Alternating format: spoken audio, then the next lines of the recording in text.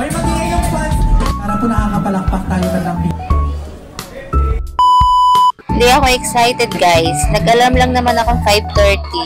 Gumising nga pala ako ng 5 AM. O diba? First time ko kasi pumunta ng showtime. So guys, abangan nyo ako doon.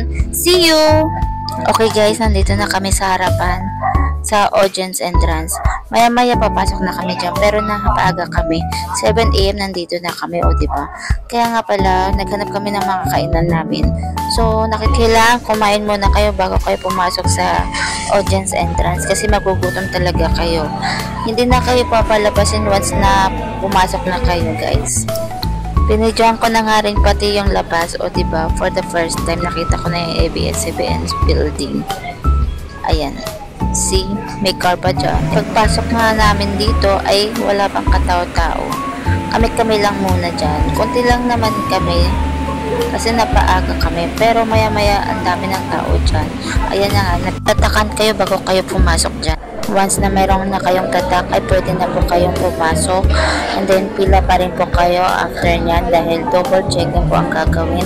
Kailangan wala kayong baon na tubig at pagkain. Malapit na talaga kami sa katotohanan guys. Papasok na nga pa talaga kami sa studio ng showtime.